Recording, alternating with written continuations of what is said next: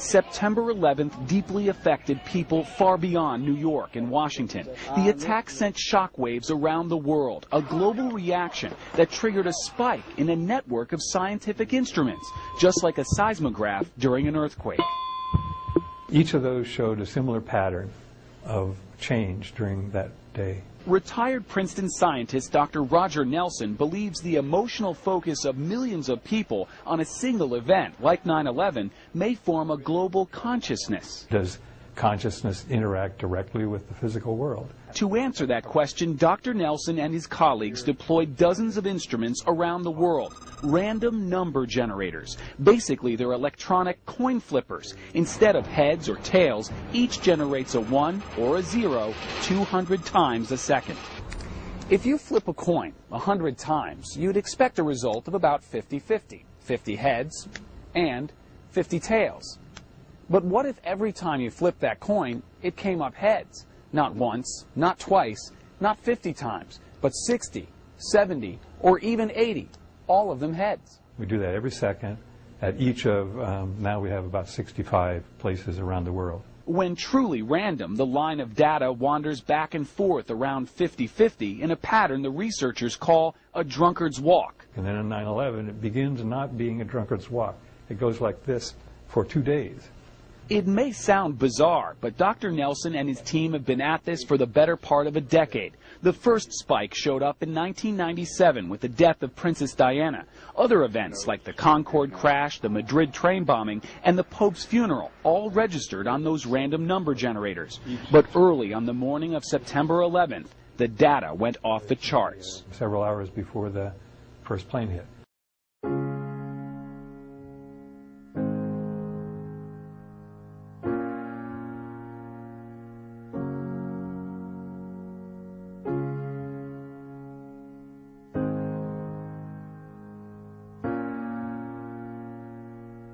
How does it work, and what does it all mean? Even the scientists don't know. The implications go beyond science into philosophy and religion. All we know is this: at this very moment, around the globe, the random number generators keep flipping those virtual coins, waiting to record our collective reaction to the next major world event. At Princeton, Brendan Keefe, CBS 2 News.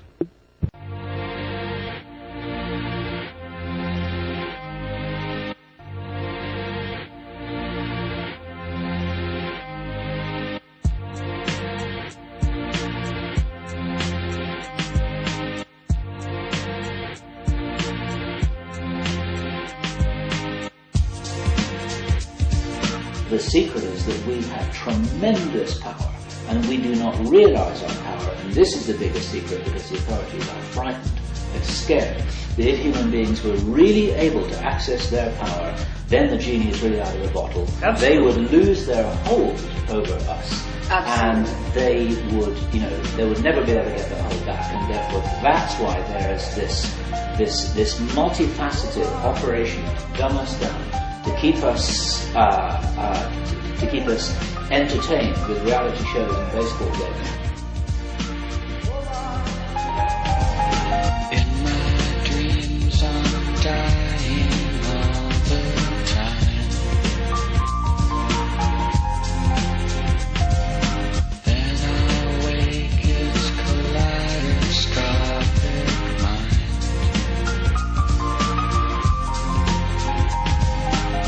I never meant to hurt you. I never meant to lie. So this is goodbye. This is goodbye.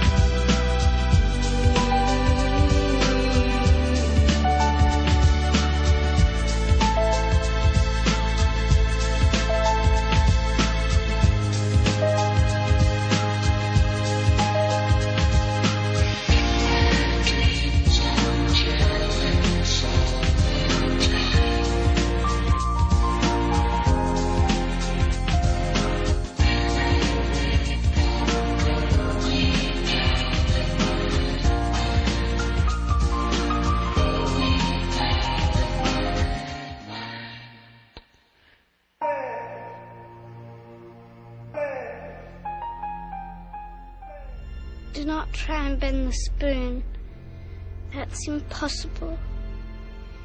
Instead, only try to realize the truth. What truth? There is no spoon. There is no spoon? Then you'll see that it is not the spoon that bends, it is only yourself.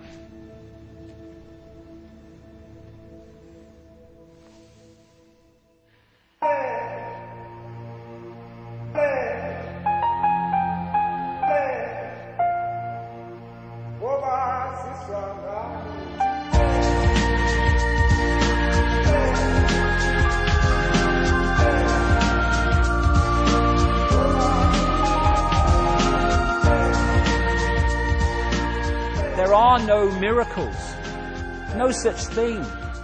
There's only understanding reality more than you are when you perceive them as miracles. How can it be that you can walk through fire in a certain state of consciousness and not get burned, and you can walk through fire in another state of consciousness and be in the ambulance in 10 minutes? It's simply your connection, your interaction with reality is different.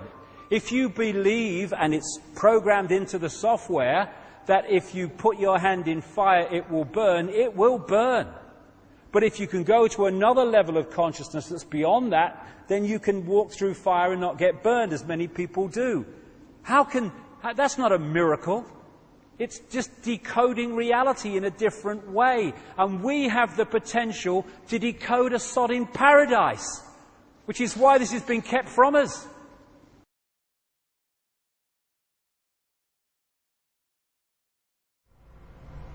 The human brain has 4 frequencies or speeds at which it cycles information.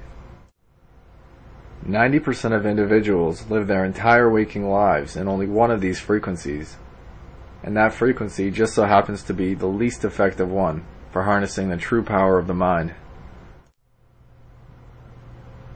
The beta state is ideal for action, but is terrible for any kind of intelligent thought.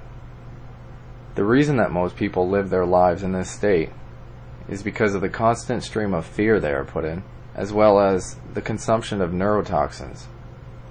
And this is no coincidence. It's being done on purpose to keep the true power of the mind away from the people.